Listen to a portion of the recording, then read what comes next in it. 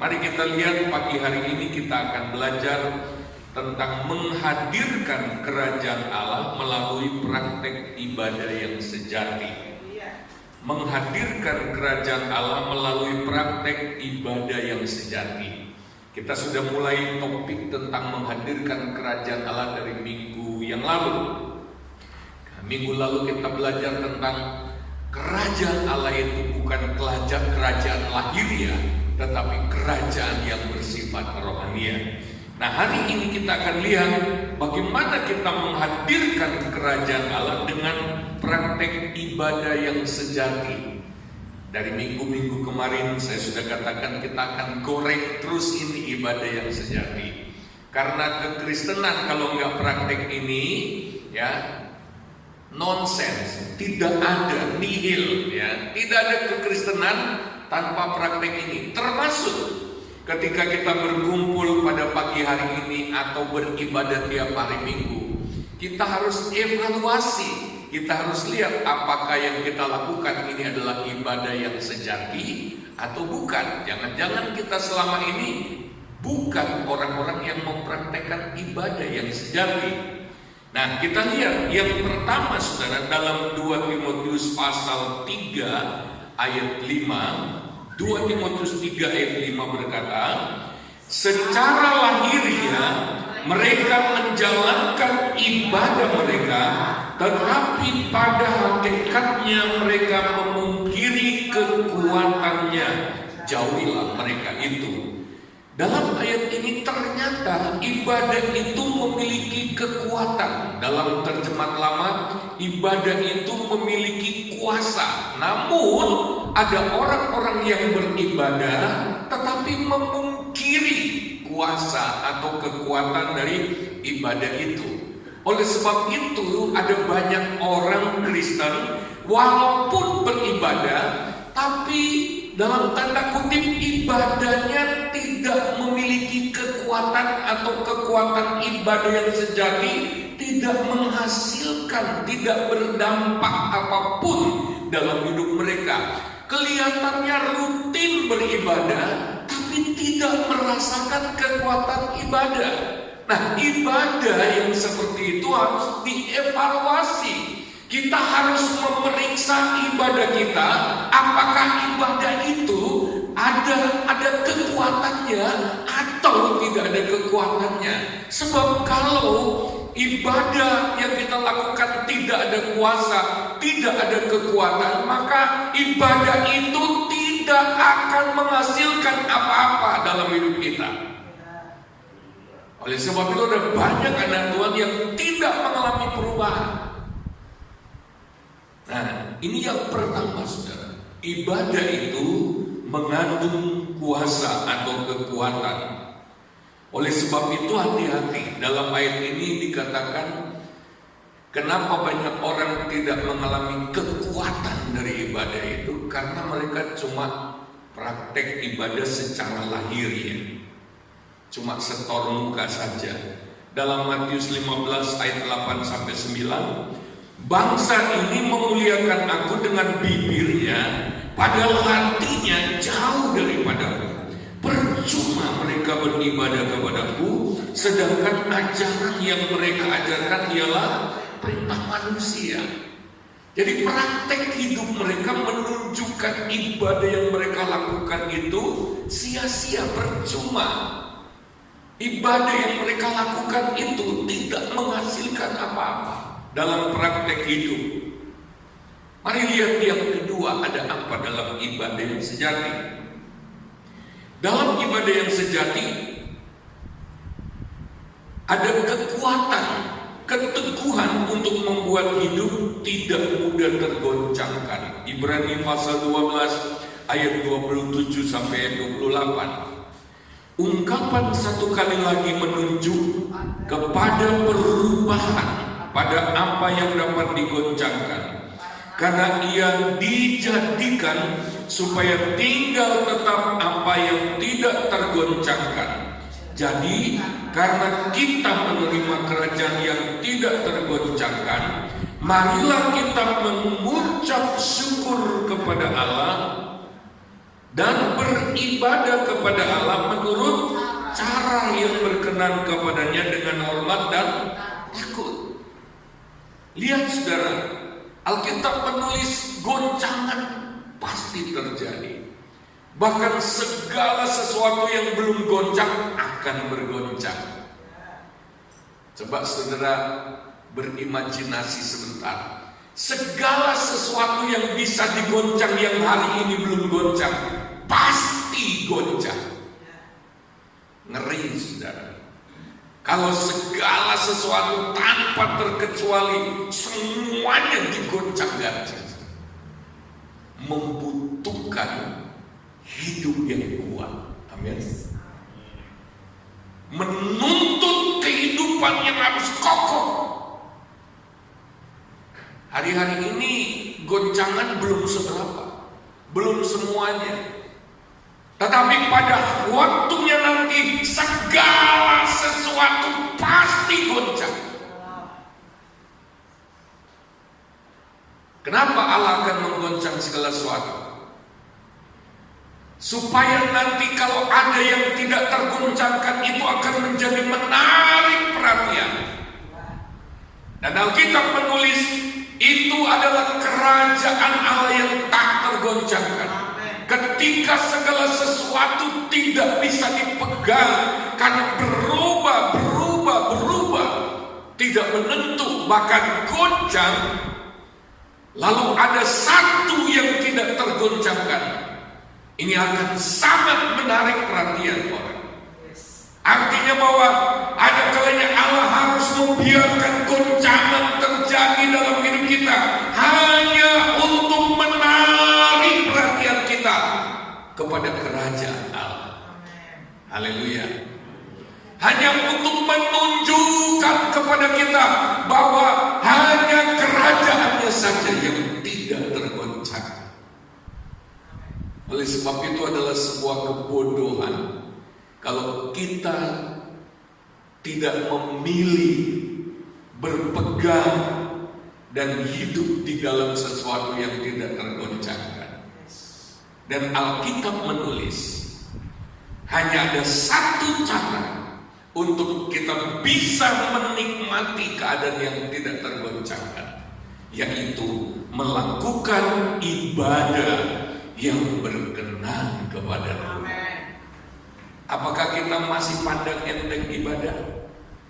Satu-satunya cara untuk tetap bertahan ketika Allah goncang segala sesuatu adalah praktekkan ibadah yang berkenan kepada Tuhan. Itu berarti kita harus periksa ibadah kita. Itu berarti kita harus evaluasi ibadah kita. Itu berarti kita harus lihat introspeksi diri kita, lihat ibadah kita seperti apa. Sebab ada anak-anak Tuhan karena pemahamannya yang salah tentang ibadah, ada juga yang berkata begini, emangnya nggak makan ibadah terus tuh. Inilah pemahaman yang keliru. Satu waktu saudara kalau ekonomi goncang mau makan dari apa? Pada waktu Mesir mengalami 7 tahun kelaparan, untung ada Yusuf yang menerapkan hidup yang tidak tergoncangkan. Haleluya. Haleluya. Pada waktu orang Israel 3,5 tahun kekeringan, kelaparan, Elia dan janda di Sarfat, mereka tetap terpelihara karena mereka hidup dalam prinsip-prinsip yang tak tergoncangkan. Lalu di mana orang-orang yang berkata, emangnya nggak makan, kerja apa, ibadah terus? Ada kalanya Tuhan harus memaksa kita dengan sebuah kondisi untuk membuat kita hanya bergantung kepada Tuhan. Haleluya. Dalam ayat ini kita harus belajar beribadah dengan rasa takut dan hormat kepada Tuhan. Amin. Apakah kita kalau menghadap Tuhan masih ada rasa berdebar-debar hati, atau biasa saja. Bahkan Tuhan menjadi kurang terhormat ketimbang kalau ada pejabat negara datang, pejabat pemerintah datang. Kalau ada pejabat datang, gak usah lah pejabat tinggi negara, saudara. Ya cuma pejabat pemerintah di kecamatan datang, wah kita sudah memperlakukan begitu rupa, begitu penuh dengan hormat. Bagaimana kita dengan Tuhan? Yang ketiga, saudara, kita lihat ibadah sejati mengandung janji untuk hidup ini dan hidup yang akan datang. 1 Timotius 4 ayat 8. Latihan badani terbatas gunanya, tetapi ibadah itu berguna dalam segala hal, karena mengandung janji baik untuk hidup ini maupun untuk hidup yang akan datang. Saudara, kekristenan itu adalah perjanjian dengan Allah. Amin. Semua yang kita alami harus berdasarkan perjanjian itu. Nah, ibadah adalah caranya menikmati janji-janji Allah. Ibadah itu artinya terus-menerus memandang kepada janji Allah, terus-menerus berpegang kepada janji Allah. Apakah kita beribadah dengan cara ini? Atau kita beribadah tetapi berpegang kepada janji-janji manusia, berpegang pada janji-janji keadaan, berpegang pada janji-janji pemerintah yang belum tentu bisa dipenuhi? Firman Allah berkata, ibadah itu mengandung janji, baik hidup yang sekarang maupun hidup yang akan datang. Jadi ibadah kita, praktek ibadah yang sejati. Ya, saudara masih ingat materi 4M? Praktek ibadah yang sejati adalah praktek terus-menerus memandang dan memegang janji Tuhan. Haleluya. Ditambah dengan mengakui imam besar kita, imam besar sebagai pengakuan kita dalam Ibrani. Berpegang pada janji Tuhan, memandang pada janji Tuhan, terus-menerus mengakuinya. Dan itu akan membuat imam besar kita Yesus bekerja untuk mewujudkan apa yang dijanjikan Tuhan dalam hidup kita. Haleluya. Apakah kita sering memperkatakan janji Tuhan? Kami sering praktek, apalagi kalau sudah menyembah, nggak mau berhenti, saudara. Menyembah keluarga itu di samping ibadah keluarga kami menyembah. Kalau sudah menyembah, ya ada kalanya suara sampai habis. Tapi kami biasa semua janji-janji Tuhan, apa yang ditulis dalam Alkitab yang Roh Kudus ingatkan, digembar-gembor, diteriak-teriakan, dideklarasikan, dan kami seringkali mengalami itu. Haleluya. Haleluya. Kemarin malam saya chattingan dengan anak saya.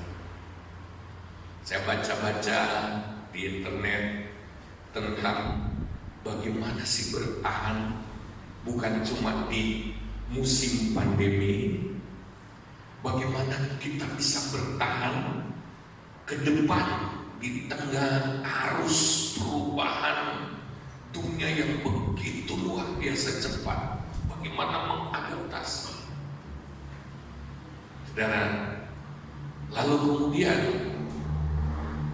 saya coba kirim ke Hudson, ini mau dapat ini dari internet walaupun bayar. Dia bilang, gak usah beli-beli yang begitu. Besok aku mau ikut seminar ini. Saya tanya, berbayar? Kalau nggak bayar, tapi didaftarkan. Ternyata bayar, nanti dia rekam katanya. Wow, kamu bayar ya? Bulan ini aku sudah meningkat gajiku. Itu Haleluya. Gaji, saudara. Karena dia punya sistem semacam perusahaan. Perusahaan menerima berapa, perusahaan itu yang gaji dia. Itu artinya apa sih? Perusahaan punya beda. Gaji itu adalah yang perusahaan berikan kepadanya, walaupun itu perusahaan miliknya sendiri. Nangkap maksudnya? Dan gajinya itu sudah di atas 10. Aneh kan? Saya nggak usah sebut sudah berapa, tapi sudah di atas itu. Saya sampai bilang wow. Kami suami istri dan anak kami cuma belajar saja, memperkatakan, mengakui, mempercayai janji Tuhan. Makanya jangan kehilangan janji Tuhan di dalam ibadah-ibadah kita. Haleluya. Kalau kita lupa janji Tuhan, satu waktu saya kehilangan peluang yang luar biasa. Kenapa? Saya lupa, saya ini janji mau ketemu seseorang. Orangnya kecewa. Kenapa? Wah, saya sudah menyediakan waktu. Saya sampai meniadakan agenda saya yang lain. Karena janji, kita sudah janji mau ketemu. Maaf, saya nggak bisa percaya Bapak. Bayangin. Lupa janji pada seseorang. Akibatnya saya tidak bisa mengalami peluang untuk lebih sukses, lebih maju. Berapa banyak anak Tuhan beribadah tapi kosong janji Tuhan, nggak pegang janji Tuhan. Dia tidak terus-menerus mengakui janji Tuhan. Ibadah macam apa itu? Ibadah yang sejati bukan hanya yang kita lakukan seperti hari ini dalam gereja. Ibadah yang sejati itu di dalamnya ada janji-janji Tuhan yang harus kita perhatikan, yang harus kita pegang, yang harus kita hidup di dalamnya. Haleluya. Tuhan bikin perjanjian bukan asal janji begini. Aku janji akan berkati kamu, KRP kamu mau hidup gimana, pokoknya aku sudah janji akan berkati. Enggak. Janji itu selalu ada syaratnya. Amin. Jadi bukan hanya pegang satu sisinya, wah janjinya enak ya.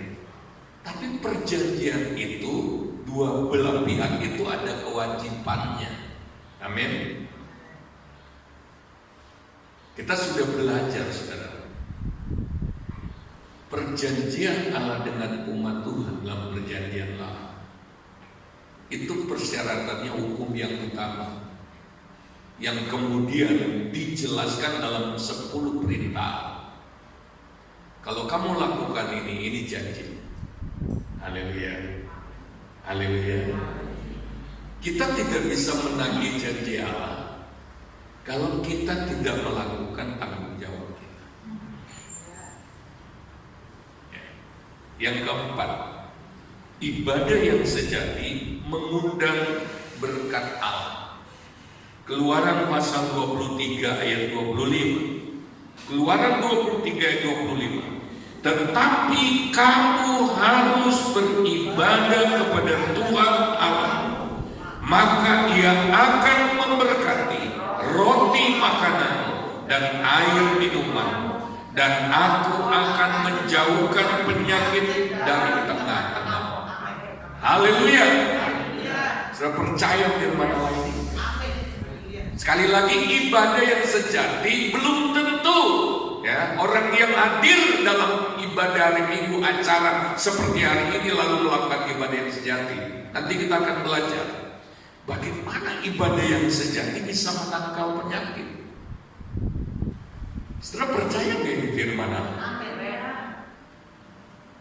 Bagaimana ibadah yang sejati ini memberikan kita imunitas tubuh? Masa Tuhan bohong dengan ayat ini? Kalau kita benar-benar melakukan ibadah yang sejati, Alkitab katakan penyakit jauh. Artinya begini, kalau kita sakit, kemungkinan kita tidak hidup dalam ibadah yang sejati. Wow, nanti kita akan belajar. Ya. Kita lihat dulu yang kelima.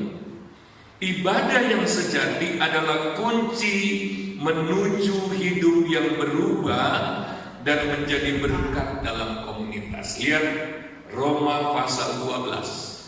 Roma 12 ayat 1 sampai ayat 2. Lalu lompat ayat 4 sampai ayat 8. Kita lihat bagaimana seorang berubah. Ya. Ini ada 3 hal di sini yang tidak boleh ya dipisah-pisahkan satu dengan yang lain. Yang pertama, karena itu saudara-saudara, demi kemurahan Allah, aku menasihati kamu supaya kamu mempersembahkan tubuhmu sebagai persembahan yang hidup, yang kudus dan yang berkenan pada Allah. Itu adalah ibadahmu yang sejati. Nanti kita jelaskan sebentar apa itu ibadah yang sejati dalam Roma 12 ini. Lalu ayat 2-nya, janganlah kamu menjadi serupa dengan dunia ini, tetapi berubahlah oleh pembaruan budimu, sehingga kamu dapat membedakan manakah kehendak Allah, apa yang baik, yang berkenan kepada Allah, dan yang sempurna. Lihat saudara, orang yang mencoba ya mempraktekkan ayat 2 tanpa praktek ibadah yang sejati ayat 1, menurut survei dia tidak mengalami perubahan. Karena ayat 2 itu tidak mudah. Tanpa ibadah yang sejati di ayat 1, ayat 2 itu tidak gampang. Tetapi juga kalau kita balik, ada orang yang melakukan dengan setia ayat 1 ibadah yang sejati, tapi tidak melakukan ayat 2. Perubahan pikiran juga tidak berubah. Mengapa banyak orang tidak berubah? Dia praktek ibadah yang sejati, dia pergi ke sumbernya, dia bertemu dengan Tuhan, tapi dia tidak membawanya sebagai modal untuk berubah. Oleh sebab itu, lihat orang-orang yang nampaknya ibadah terus, tapi nggak praktek ayat 2, hidupnya nggak berubah, keluarganya nggak berubah, karena pikirannya nggak mau diubah. Dia udah ngerti yang dia pikirkan itu salah. Dia udah ngerti bahwa pikirannya bikin hidupnya kacau, tapi nggak mau berubah. Dia kekeh berpegang kepada pikirannya sendiri. Dia berpegang, apalagi orang yang terlalu banyak pikiran di pikiran bawah sadarnya, keyakinan-keyakinan yang salah, pola-pola pikir yang ngawur yang tersimpan di sana, itu gak mau dikorek, gak mau dibawa keluar. Enggak, dulu saya mengalami begini jadi saya gak mau lagi, enggak, trauma ya. Ya memang korbannya begitu, tapi pengalaman saya itu keyakinan yang tidak benar. Pengalamanmu bukan Alkitab. Haleluya. Seburuk apapun yang kita alami, bahkan seberhasil apapun yang kita alami, jangan dijadikan Alkitab. Haleluya. Alkitab tetap Alkitab. Apa yang saya alami kemarin mungkin besok berbeda dengan apa yang Tuhan akan lakukan. Saya tidak bisa menuntut yang saya akan alami besok seperti 10 tahun lalu. Enggak. Tuhan bisa bekerja dengan cara baru. Oleh sebab itu, saudara, kalau kita lihat waktu Yesus ada di atas muka bumi ini, ketika dia berjalan ke sana kemari melakukan kebaikan dan menyembuhkan, tidak ada pola yang tetap. Tuhan itu nggak bisa dipasung di dalam sebuah pola. Tuhan membuat pola, tapi Dia tidak dibatasi pola. Haleluya. Nah, begitu banyak anak Tuhan praktek ibadah yang sejati, tapi tidak mau merenung firman supaya pikirannya berubah. Mereka terus beribadah, tapi tidak disiplin melakukan. Berubah oleh pembaharuan budi. Gak mau diprogram ulang pikirannya, ya, yang gak benar itu tadi berdasarkan, apalagi dipengaruhi orang. Hati-hati dengan pikiran. Tapi ada juga anak Tuhan, sergemnya merenungkan firman. Kalau suruh terangkan firman juga dasarnya bukan main, ya. Tetapi dia juga gak berubah. Karena apa? Dia gak praktek ayat 1, praktek ibadah sejati. Sumber perubahan ada di sana. Lalu kemudian masih ada satu lagi, saudara. Lihat ayat 1 dan ayat 2 gak lepas dari ayat 4. Perhatikan ayat 4 dan selanjutnya. Itu bicara apa? Ayat 4. Sebab sama seperti pada satu tubuh kita mempunyai banyak anggota, tetapi tidak semua anggota itu mempunyai tugas yang sama. Demikian juga kita walaupun banyak adalah satu tubuh di dalam Kristus, tetapi kita masing-masing adalah anggota yang seorang terhadap yang lain. Demikianlah kita mempunyai karunia yang berlain-lainan menurut kasih karunia yang dianugerahkan kepada kita. Jika karunia itu adalah untuk berbuat, baiklah kita melakukannya sesuai dengan iman kita. Jika karunia itu untuk melayani, baiklah kita melayani. Jika karunia untuk mengajar, baiklah kita mengajar. Jika karunia untuk menasihati, baiklah kita menasihati. Siapa yang membagi-bagikan sesuatu, hendaklah ia melakukannya dengan hati yang ikhlas. Siapa yang memberi pimpinan, hendaklah ia melakukan dengan rajin. Siapa yang menunjukkan kemurahan, hendaklah ia melakukannya dengan sukacita. Ini bicara apa? Banyak anggota tapi satu tubuh. Ini bicara komunitas. Ayat 1, 2, 3 tidak lepas dari ayat 4, 5 dan seterusnya. Ini satu bagian. Apa gunanya kita beribadah sejati? Apa gunanya pikiran kita berubah? Tapi kita eksklusif, gak ada gunanya bagi tubuh Kristus. Haleluya. Haleluya. Gak ada gunanya. Saya punya karunia yang hebat. Tapi Yesus berkata, itu hanya bekerja dalam tubuhku. Yang bukan satu orang, tetapi beberapa orang. Seperti dalam tubuh kita ada banyak anggota dengan tugas yang berbeda-beda. Oleh sebab itu kenapa banyak orang Kristen gak berdampak, gak membanggakan sama sekali, ya, kekristenannya dianggap biasa saja, ya. Sehingga Tuhan juga gak merasa perlu untuk mengupgrade dia. Tuhan gak merasa perlu untuk menambah lagi, ya, kemuliaannya. Karena apa? Gak ada gunanya. Maka banyak anak Tuhan gak bisa maksimal karena egois.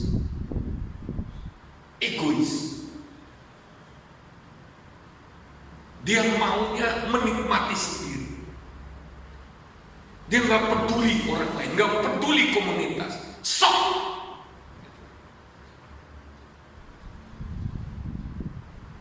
Haleluya. Ini 3 hal ini penting, gak boleh dipisah-pisah. Kalau kita mau jadi orang Kristen yang maksimal, ibadah sejati, perubahan pikiran, tangani, ya, pikiran bawah sadar, pemahamanmu yang keliru. Lalu kemudian masuklah dalam tubuh Kristus. Di sana kita akan lebih dipertajam.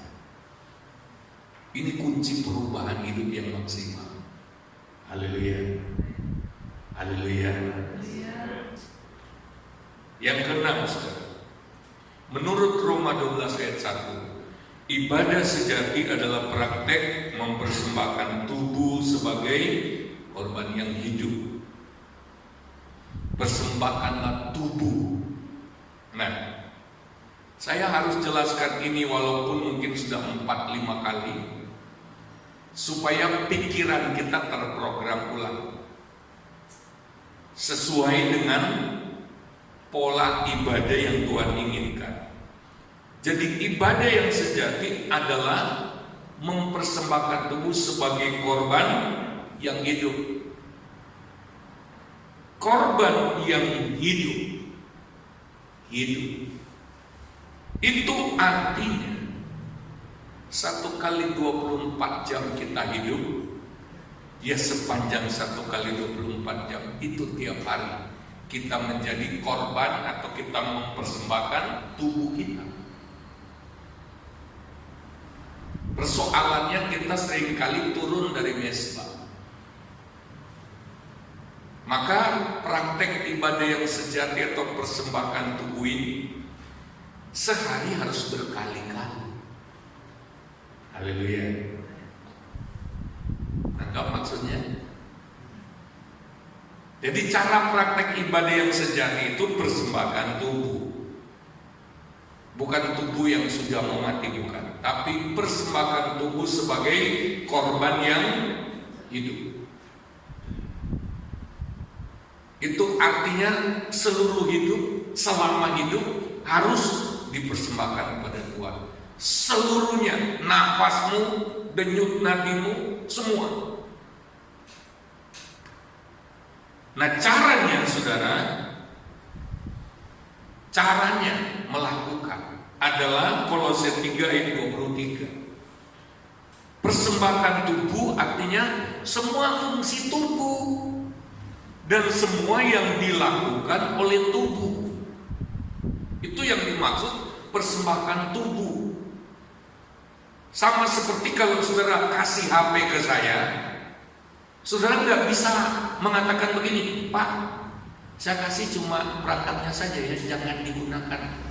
Karena Bapak tidak berhak menggunakan fungsi menelepon, fungsi WA-nya.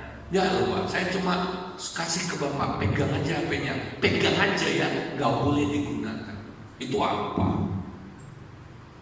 Ketika saudara kasih saya HP, berarti plus semua kegunaannya. Haleluya. Semua fungsinya itu sudah diserahkan ke saya. Begitu juga ketika kita persembahkan tubuh, itu berarti semua fungsi dan aktivitas tubuh itu diserahkan ke Tuhan. Nangkap maksudnya? Inilah ibadah yang sejati. Pertanyaannya, sudah praktek belum? Apapun juga yang kamu perbuat, perbuatlah dengan segenap hatimu seperti untuk Tuhan dan bukan untuk. Ini paling dasar dalam kekristenan. Ibadah yang sejati itu tingkat playgroup. Karena semua praktek kekristenan yang lain bergantungnya di sini. Kalau kita nggak ngerti prakteknya, saudara, maka apapun yang kita lakukan itu bukan ibadah yang sejati. Termasuk melayani. Nanti kita belajar. Kita bisa melayani tapi kita tidak melakukan untuk Tuhan. Kita bisa melayani tapi melayani pelayanan. Kamu seger sekali melayani. Saya senang, saya menikmati. Oh. Melayani apapun. Bisa jadi saudara bukan melayani Tuhan, hanya melayani pelayanan saja. Sama dengan orang bekerja. Orang yang sudah kaya, dia rasanya linu semua badannya kalau dana kerja. Betul apa enggak? Dia harus gerak. Dia harus melakukan sesuatu. Dia melakukan itu bukan lagi untuk duit. Dia melakukan itu bukan lagi untuk siapapun. Bahkan mungkin nggak dibayarnya nggak apa-apa, yang penting bisa gerak. Betul apa enggak? Dia lakukan itu hanya untuk kepentingan kesehatan. Dia perlu, bukan untuk siapa-siapa. Dan banyak anak Tuhan melakukan pelayanan bukan untuk siapa-siapa, tetapi hanya untuk dirinya. Bahkan bukan untuk Tuhan. Oleh sebab itu saya ingin katakan, ibadah yang sejati, melakukan segala sesuatu untuk Tuhan itu dasar dari semua kekristenan. Kalau kita nggak ngerti prinsip ini, semua yang kita lakukan nol di hadapan Tuhan. Oleh sebab itu kalau kita sudah masuk Kolose 3 ayat 23 ini sudah nggak sembarangan berarti. Sudah nggak sembarangan. Karena ketika kita mau berbuat sesuatu, kita harus pertimbangkan dengan baik. Ya. Kita harus pertimbangkan, pertama, pantas nggak ini saya berbuat? Karena apa yang saya lakukan itu saya lakukan buat Tuhan. Amin. Tuhan berkenan enggak? Yang kedua, cara melakukan. Cara saya melakukan sudah benar apa belum? Pakai bersungut-sungut atau enggak? Tuh kalau kita masuk Kolose 3:23, ini ibadah yang sejati. Ya. Yang berikut, ketika kita melakukannya buat Tuhan, ya, kita ketemu Tuhan enggak? Atau kita bilang begini, Tuhan aku lakukan sini, kau datang ambil. Sikap kita, hubungan kita dengan Tuhan. Oleh sebab itu, dalam ayat 17, dilengkapi ayat 17, ini ibadah yang sejati, mempersembahkan tubuh, mempersembahkan apa yang dilakukan buat Tuhan. Dalam ayat 17, dan segala sesuatu yang kamu lakukan dengan berkata atau perbuatan, lakukanlah semuanya itu dalam nama Tuhan Yesus sambil mengucap syukur oleh Dia kepada Allah Bapa kita.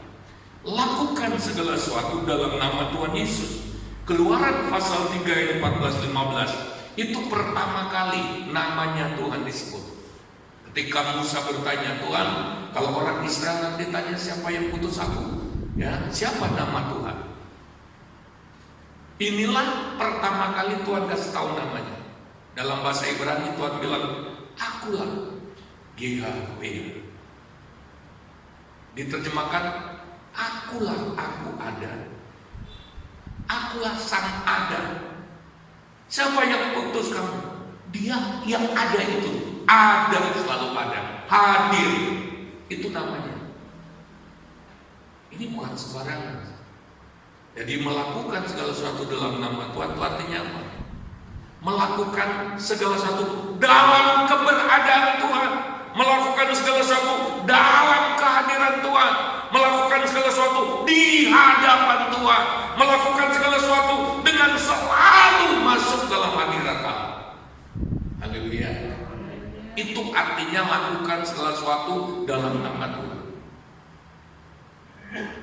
Tapi penerapannya kan beda. Orang melakukan segala sesuatu dalam nama Yesus itu, Yesus itu kan Yehova Juru Selamat. Yehova itu dari kata YHWH, dilafalkan Yehova. Yesus, Yasua, Yesua. Itu Yehova, itu panjangan nama Yesus. Yasua, penyelamat. Yehova, penyelamat, juru selamat. Itu arti kata Yesus. Yehova, juru selamat. Yehova itu arti kata YHWH. YHWH itu artinya apa? Aku ada.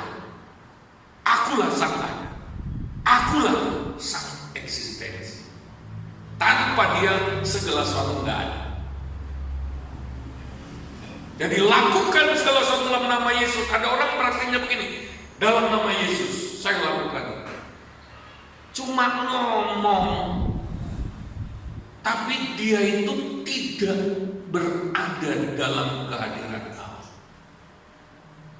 Itu nggak ada gunanya. memperlakukan nama Yesus sebagai mantra. Kalau kita sebut nama Yesus, itu kita sedang menghadirkan Dia, dan kita harus sadari itu. Haleluya. Kalau kita melakukan sesuatu dalam nama Yesus, itu berarti kita membawa kehadirannya. Ketika kita melakukan itu, inilah ibadah yang sejati. Bahasa Latinnya coram Deo, selalu di hadapan wajah Tuhan. Jadi ketika kita melakukan segala sesuatu, Tuhan, aku mau lakukan ini, pimpinlah aku. Haleluya. Makanya ada orang bilang, Pak, saya sibuk, gak bisa ibadah yang sejati. Dan saya mau katakan pada saudara, apapun kesibukanmu, itu harus dilakukan sebagai ibadah yang sejati. Mana bisa orang sibuk gak ibadah? Kalau kita ngerti ibadah yang sejati, ketika kita melakukan kesibukan kita, sedikit-sedikit Tuhan, tadi dikatakan sambil mengucap syukur. Coba katakan sambil mengucap syukur. Gak akan bikin kita lupa sama sekali sama Tuhan. Apapun yang kita lakukan, lakukan untuk Tuhan, di hadapan Tuhan sambil mengucap syukur. Sambil itu berarti gak sekali. Ketika kita lakukan, oh puji Tuhan, terima kasih, seperempat jam sudah lewat, aku dipimpin oleh Tuhan. Haleluya, haleluya. Lalu ketika kita tahapan berikutnya, kita lakukan lagi, kita datang lagi sama Tuhan. Tuhan, ini sudah setengah jam, aku masih harus lakukan ini. Aku mau Tuhan melakukan bagimu. Tuhan berikan aku kekuatan, berikan aku hikmat supaya aku bisa melakukan yang terbaik, supaya apa yang aku lakukan ini mempermuliakan nama.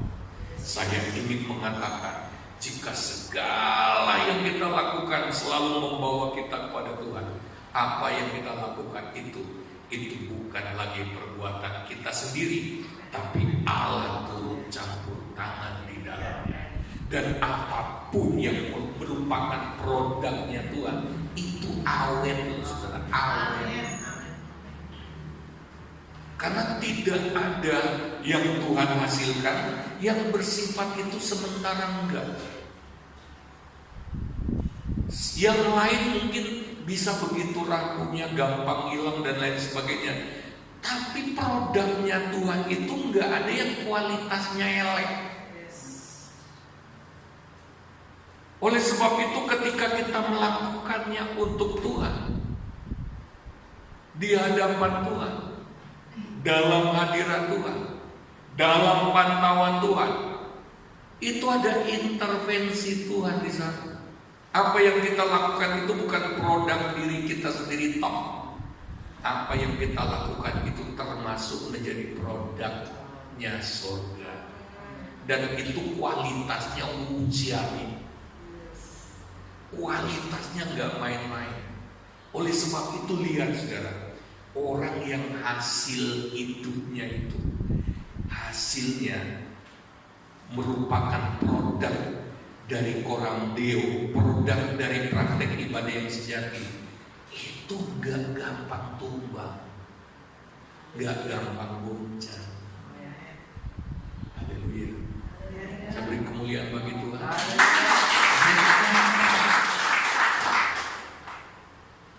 Dan orang yang praktek segala sesuatu dan menghasilkan segala sesuatu dari praktek ibadah yang sejati, dia nggak ada takutnya sama sekali, dia nggak ada cemasnya sama sekali. Karena ketika dia sudah persembahkan, kan persembahkan kepada Tuhan, amin.